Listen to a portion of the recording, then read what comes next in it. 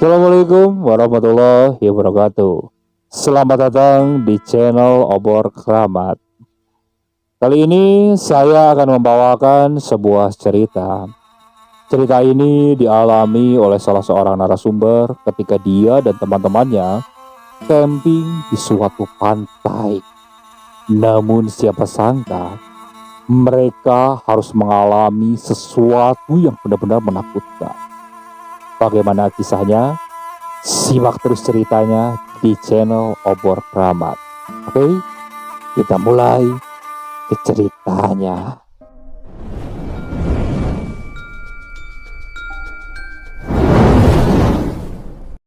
Peristiwa ini terjadi di tahun 2016. Sebut saja namaku Dani.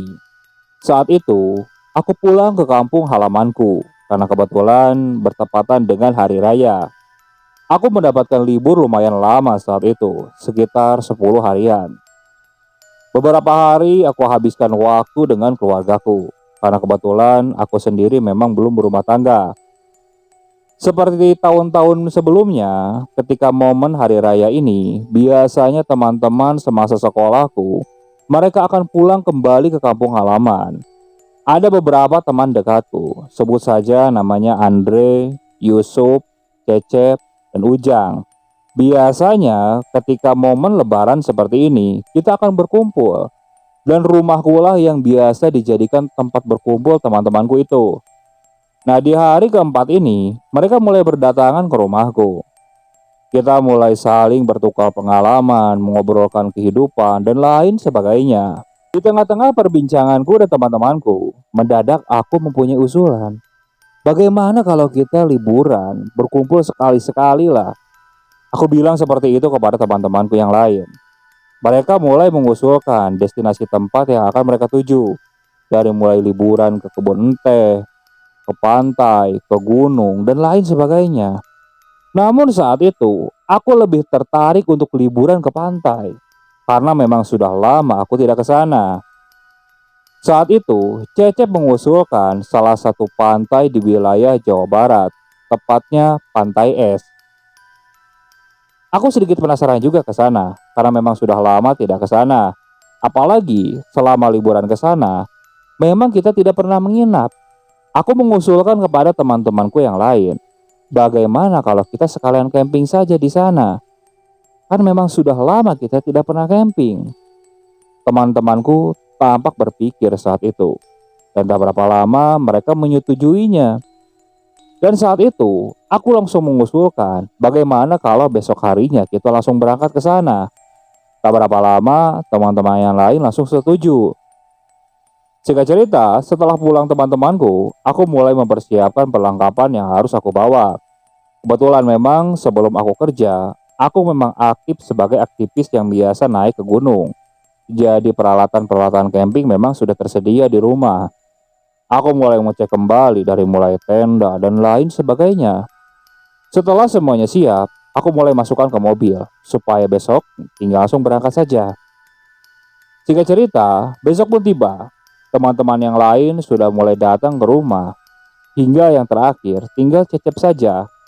Aku coba hubungi si Cecep. Beberapa kali aku telepon, dia tidak mengangkat. Sekitar 10 menit kemudian, dia datang dengan diantarkan oleh kakaknya. Namun kulihat wajah si Cecep ini seperti tampak murung, entah kenapa. Setelah kakaknya pergi, aku coba tanya kepada si Cecep. Cep, kamu kenapa? Kamu ada masalah? Kalau memang sekiranya lagi ada perlu ataupun apa, ya sudah nggak apa-apa, nggak usah ikut juga nggak apa-apa. Namun si Cecep bilang, tak ada apa-apa. Ya sudahlah, aku bergegas masuk ke mobil. Begitu juga dengan teman-teman yang lain. Kita mulai berangkat menuju Pantai Es ini. Karena kebetulan waktu itu masih momen lebaran, jadi jalanan masih tampak macet oleh hilir mudik kendaraan yang mungkin sedang mau mudik ataupun yang arus sebaliknya. Kita bahkan terjebak macet di beberapa titik. Hingga akhirnya kita sampai di Pantai Es ini pada pukul 4 sore. Dan saat itu kulihat pantai masih dipenuhi oleh pengunjung. Tampak beberapa pengunjung masih berantusias bermain. Ada yang berenang, bermain pasir, dan lain sebagainya. Aku bergegas turun dari mobil. Aku hirup suasana dan udara di pantai itu. Tampak benar-benar enak. Udara yang sangat lama aku dambakan. Karena sudah beberapa tahun aku tidak pernah bermain ke pantai. Aktivitas sehari-hariku hanya disibukkan dengan kegiatan di kantor-kantor saja. Teman-teman yang lain mulai turun dari mobil. Mereka pun mulai menikmati suasana di sana sambil melihat hamparan laut yang luas. Dan saat itu, mataku mulai mencari warung karena kebetulan sepanjang perjalanan kita memang belum sempat mengisi perut. Kurasakan perutku mulai lapar. Aku bilang kepada teman-teman yang lain, dan ternyata mereka pun sama. Tak jauh dari situ, kulihat ada sebuah warung di sana. Bergegas kita mulai ke sana. Sesampainya di warung, kita mulai memesan makanan dan kopi. Tak berapa lama setelah selesai makan, kita masih tetap di warung sambil menikmati segelas kopi. Dan di situ aku mulai berbincang dengan si pemilik warung. Pak, kalau di sini nginep kayak camping gitu boleh nggak Pak? Boleh aja, di sini mah bebas. Ya, cuman gitu hati-hati aja kalau malam. Hati-hati gimana Pak? Maksudnya? Ya hati-hati aja, jangan dekat-dekat pantai apalagi berenang kalau malam-malam. Oh iya Pak, ucapku seperti itu. Karena mungkin si bapak itu mengingatkan kalau malam memang berbahaya juga kalau berenang. Aku paham maksud si bapak. Namun kulihat si Cecep ini masih murung juga. Aku coba tanya kembali kepada si Cecep. Cep, kamu sebenarnya ada masalah apa sih? Kok diem terus? Di situ si Cecep mulai bilang, dan sebenarnya pas aku mau berangkat ke sini, kamu tahu kan kakekku? Iya, kakekku ini orangnya kan, kolot. Dia terlalu percaya sama feeling sama klinik kayak gitulah. Terus dia bilang, aku ini nggak boleh pergi. Katanya nanti aku akan diganggu sama setan. Dah, udah jangan terlalu didengerin. Biarin aja. Ya mungkin orang tua pesan kayak gitu, khawatir kali sama cucunya. Kan kamu cucu yang paling disayang. Ucapku seperti itu kepada si Cecep. Lah, kamu tahu kan kakekku kayak gimana. Aku maksa dia malah uring-uringan tadi. Aku kan udah bukan anak kecil lagi. Pusing aku. Ucap si Cecep yang sedikit kesal. Dia seperti mencurahkan kekesalannya yang dia pendam dari tadi. Aku pun mendengarkannya. Begitupun teman-teman yang lain. Dan setelah itu, aku mulai mengajak teman-teman yang lain untuk mulai mendirikan tenda. Karena suasana saat itu sudah mulai gelap. Aku mulai mencari tempat yang benar-benar enak saat itu untuk mendirikan tenda. Dan kebetulan, aku menemukan sebuah tempat. Tempat itu berdekatan dengan sebuah batu. Dan di pinggirnya tampak benar-benar enak kalau aku mendirikan tenda di sana. Karena di sekitarnya ada beberapa pohon di sana. Bergegas, aku dan teman-teman yang lain mulai menurunkan barang-barang. Kita bawa ke tempat tersebut. Aku, Yusuf, dan Cecep bertugas untuk mendirikan tenda.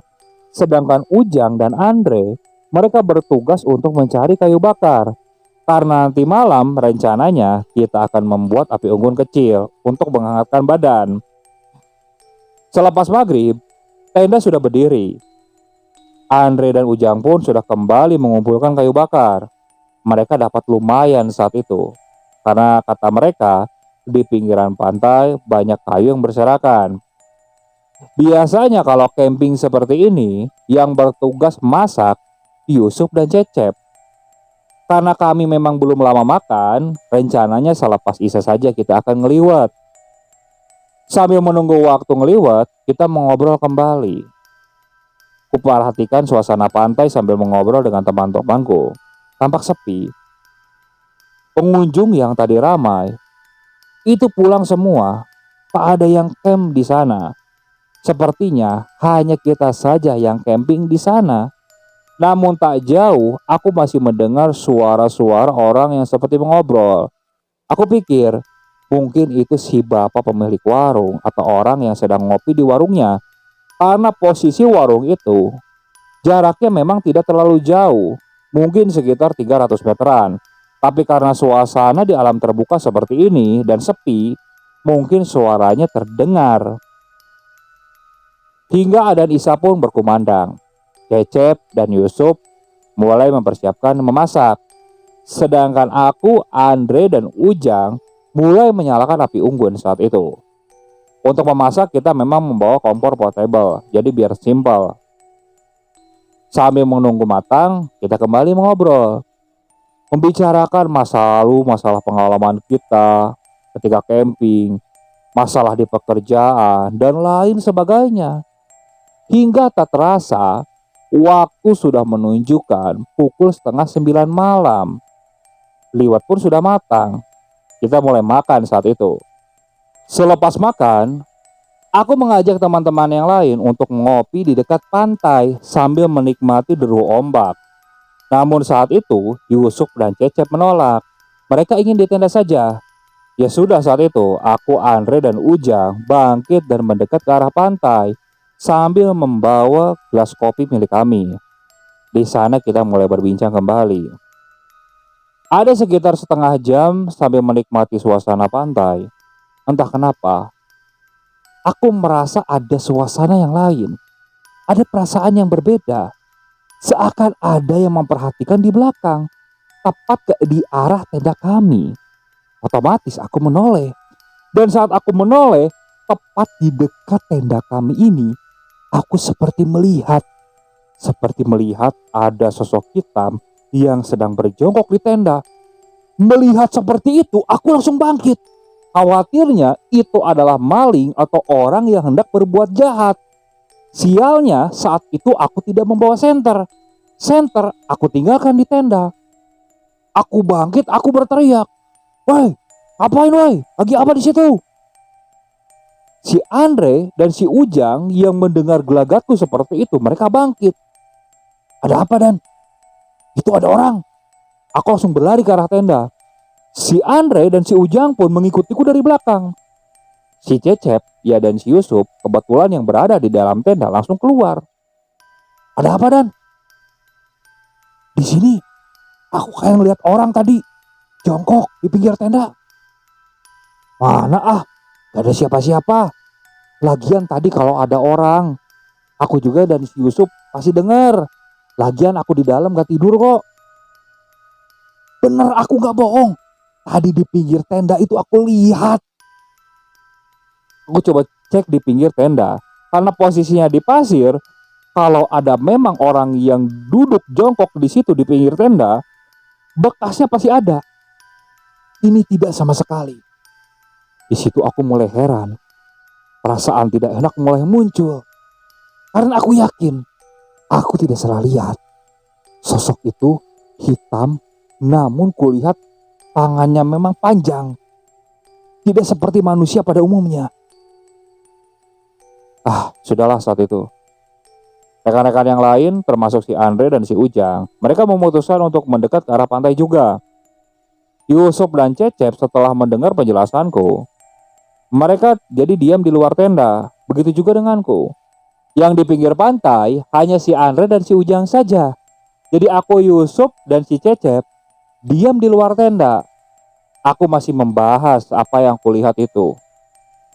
Namun si Cecep dan si Yusuf masih tidak percaya. Hingga tak berapa lama, ya ada sekitar 20 menitan, aku mulai mendengar suara tangis. Suara tangis perempuan. Awalnya aku biarkan. Namun lama-kelamaan, suaranya ini semakin jelas. Aku mulai menatap ke arah Yusuf dan Cecep. Kulihat si Cecep seperti menajamkan pendengarannya. Namun si Yusuf ini yang sepertinya tidak mendengar, karena dia seperti orang bego aja. Jadi dia seperti aneh melihat mukaku dan muka si Cecep. Kalian berdua kok ngapain?" "Kamu gak dengar, Sob?" Dia tampak terdiam. "Dengar apa? Dengar ombak? Gak dengar apa-apa ah. Jangan aku takutin ah." Di situ aku dan si Cecep saling berpandangan. "Kamu dengar yang nangis gak?" Si Cecep hanya mengangguk. Si Yusuf langsung menatap ke arahku. Kamu jangan bohong, Dan. Aku nggak dengar apa-apa, Dan. Si Yusuf ini mulai panik karena aku tahu si Yusuf ini orangnya tipikalnya penakut dia. Dia mulai mendekat ke arahku. Aku masih menajamkan pendengaranku. Suara itu mulai samar dan lama-lama mulai menghilang. Di situ aku mulai bernapas lega. Namun tak berapa lama saat pandanganku mengarah ke arah si Andre dan si Ujang, di situ aku melihat di sela-sela mereka berdua, aku melihat satu bayangan hitam yang tadi kulihat di dekat tenda. Aku melongo ke arah mereka berdua karena mereka ini sepertinya tidak sadar di belakang mereka, tepat di tengah-tengah, sosok itu berdiri di antara mereka. Aku coba tepuk si Cecep. Aku tunjuk ke arah mereka berdua. Dan si Cecep melihat ke arah mereka. Si Cecep langsung kaget karena dia melihat apa yang kulihat. Namun berbeda dengan si Yusuf. Entah kenapa si Yusuf tampak melongo. Cep, kamu gak lihat apa-apa? Enggak, itu cuma ada si Andre dan si Ujang aja. Tuh, di situ aku mulai aneh. Kenapa hanya aku dan si Cecep yang melihat sosok tersebut? Dan di situ aku yakin kalau sosok itu bukan manusia. Aku berteriak kepada Ujang dan si Andre. Jang, Bre, sini, di tenda aja yuk tidur. Bentar lagi, nanggung kopinya belum habis, ucap si Ujang seperti itu. Woi, serius ini, buruan, cepet, penting. Iya. Si Ujang dan si Andre mulai bangkit. Dan kulihat sosok itu tiba-tiba menoleh ke arahku dan menatap tajam.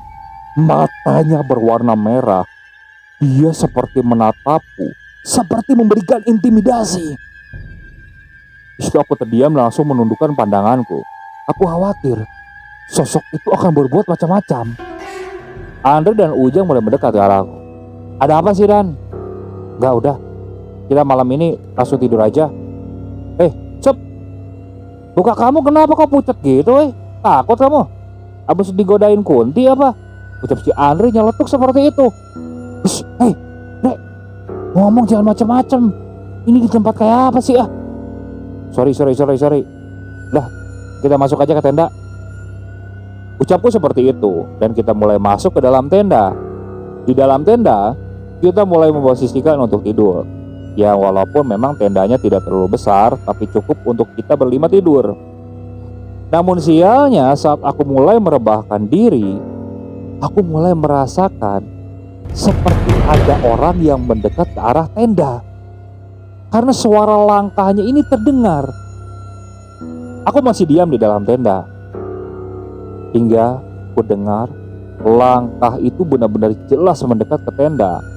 Di situ aku mulai membuka tenda kembali. Aku mulai memperhatikan sekitar. Namun saat aku memperhatikan sekitar, aku tidak melihat siapapun di sana. Aku hendak menutup tenda itu kembali.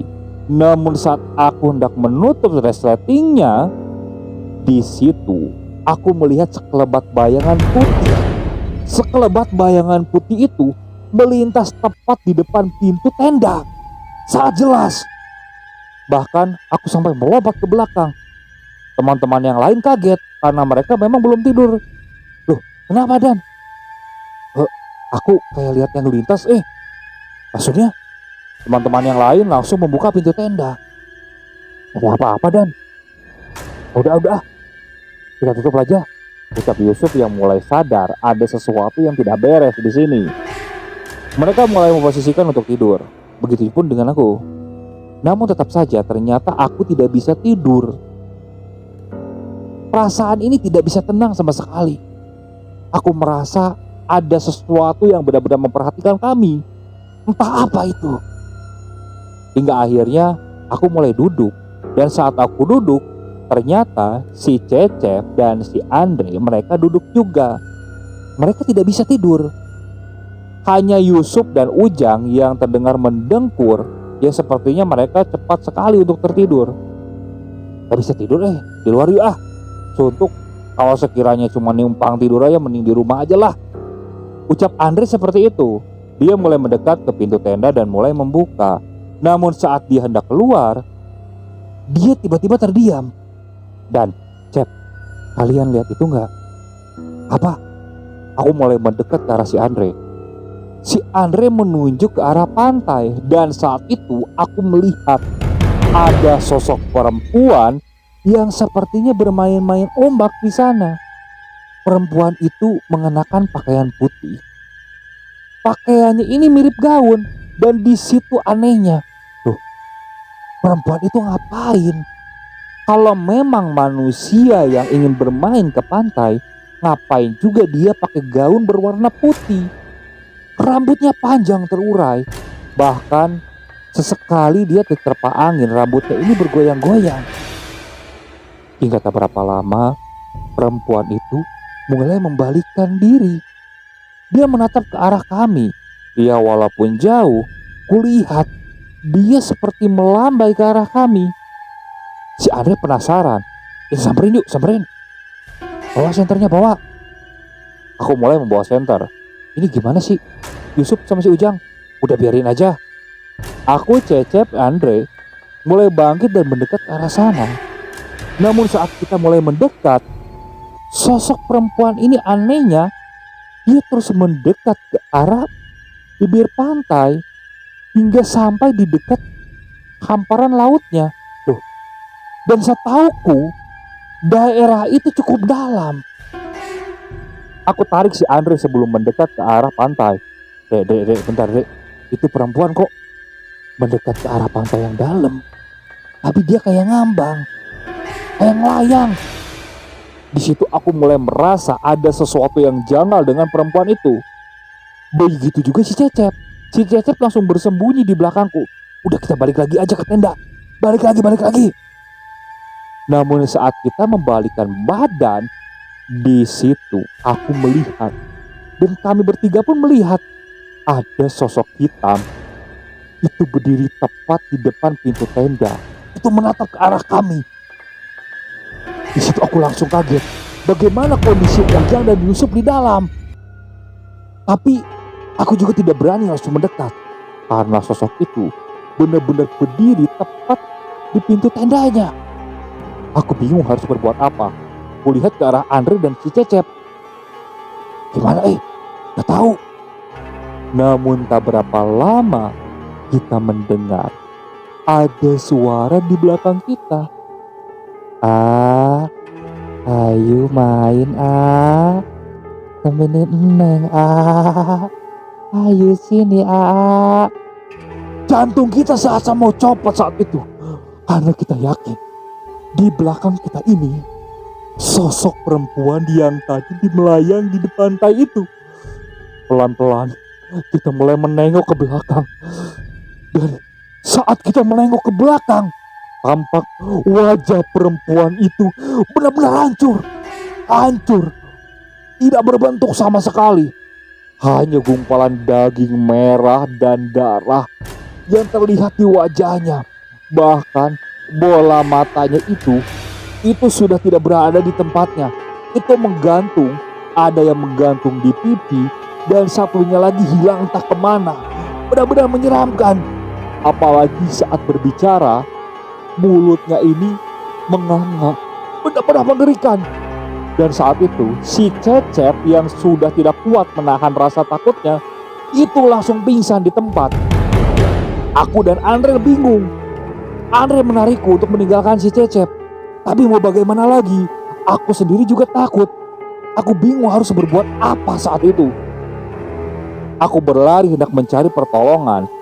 Tujuanku dan Andre saat itu adalah warung di tempat tadi sore kita makan Indomie.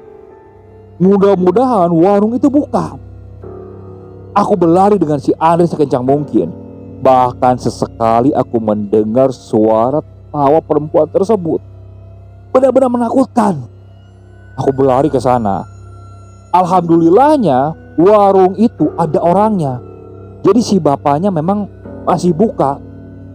Cepat-cepat aku berteriak, tolong.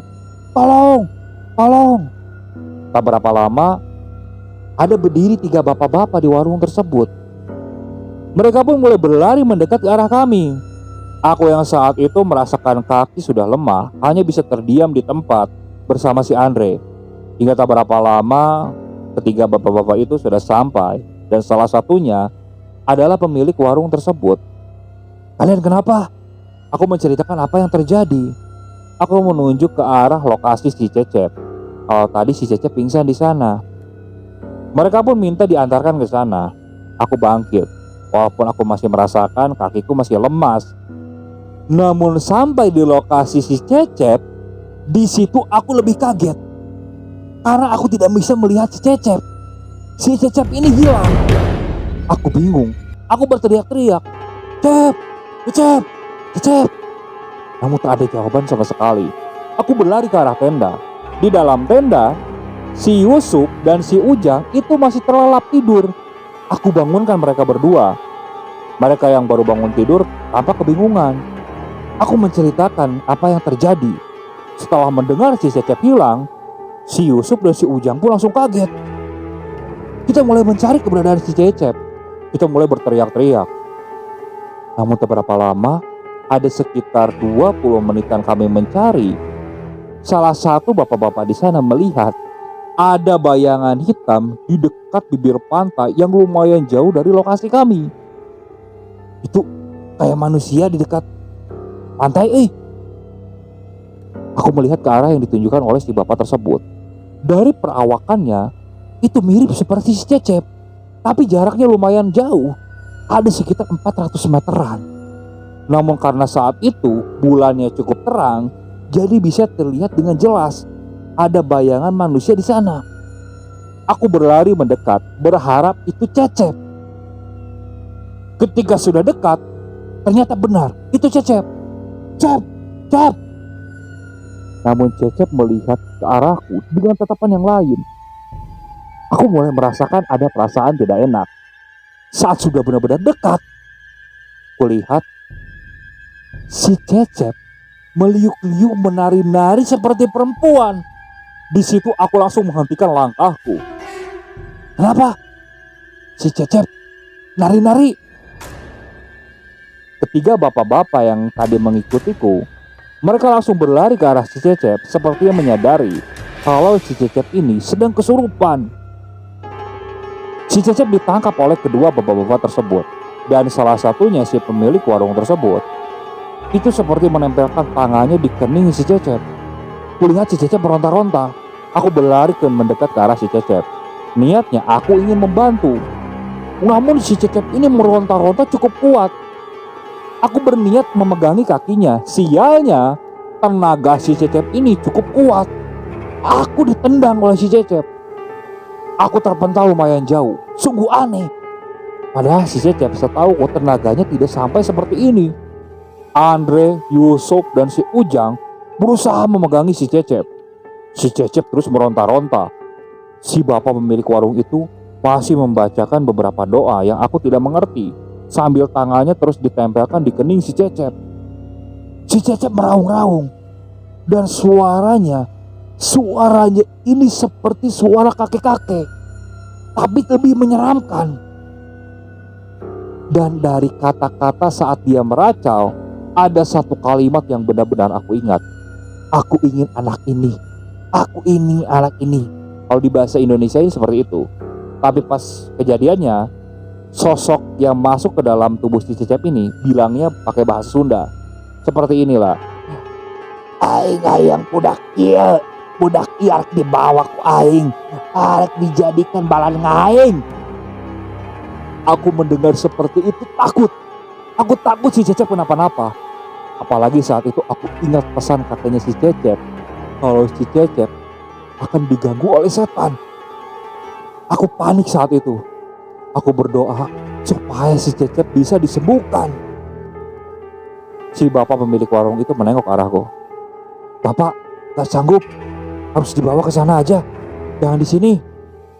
Si Cecep saat itu yang masih meronta-ronta dipegangi oleh kita bertujuh saat itu. Dibawa ke sana, ke dekat warung.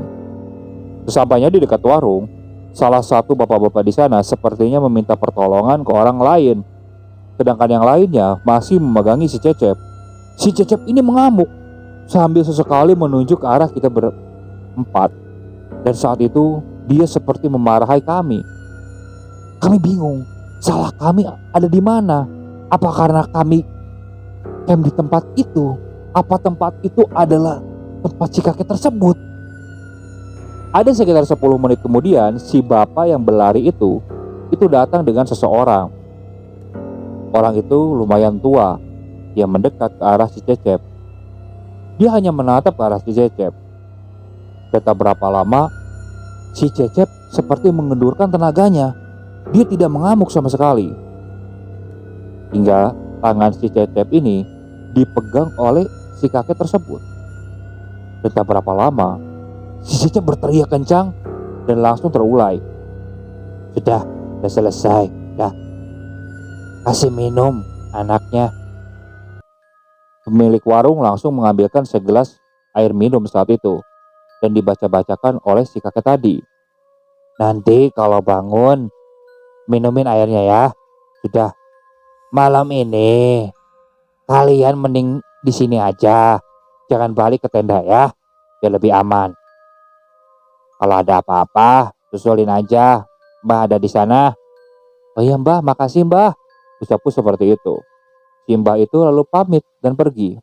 Hanya tersisa pemilik warung dan kita berlima. Dan tak berapa lama si Cecep mulai siuman. Setelah siuman dia tampak bingung. Kita berikan air minum saat itu. Si Cecep masih terdiam. Cep, kenapa? Kamu gak apa-apa kan? Enggak, ya sudahlah kita di sini aja. Saat itu kita langsung tidak membahas perihal tersebut. Aku alihkan obrolan kita dengan obrolan yang lain. Kita berusaha bercanda untuk mencairkan situasi seperti itu. Karena jujur saja, situasinya benar-benar tidak nyaman. Aku masih merasakan tidak enak sama sekali. Untungnya si bapak pemilik warung itu menemani kita sampai pagi. Dan ketika pagi tiba, di situ aku mulai merasakan benar-benar lelah karena memang kurang tidur juga. Tapi saat itu aku memutuskan untuk langsung pulang saja, tidak melanjutkan liburan. Khawatirnya terjadi sesuatu yang tidak diinginkan lagi. Saat itu aku suruh si Yusuf atau si Ujang bergantian untuk menyetir mobil. Karena aku dan si Andre memang tidak tidur sama sekali, hanya mereka berdua saja yang tertidur.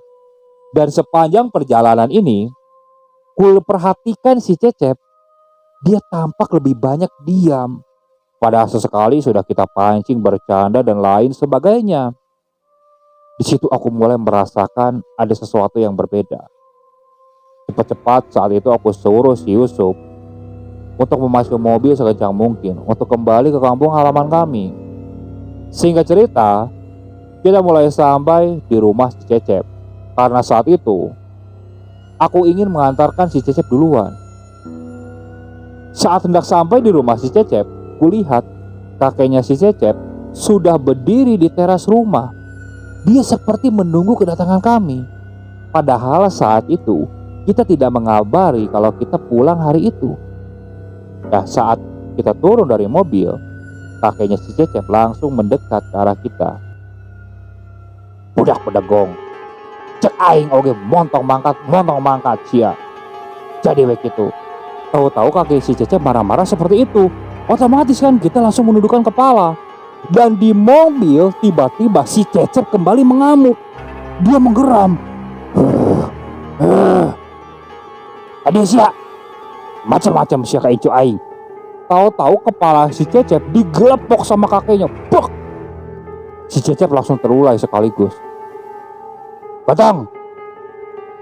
Kami hanya mengikuti ucapan si kakeknya si Cecep. Digotong si Cecep masuk ke dalam rumah. Setelah digeletakkan di kursi panjang, kita meminta maaf kepada kakeknya si Cecep. Tampak kakeknya si Cecep menghela napas panjang.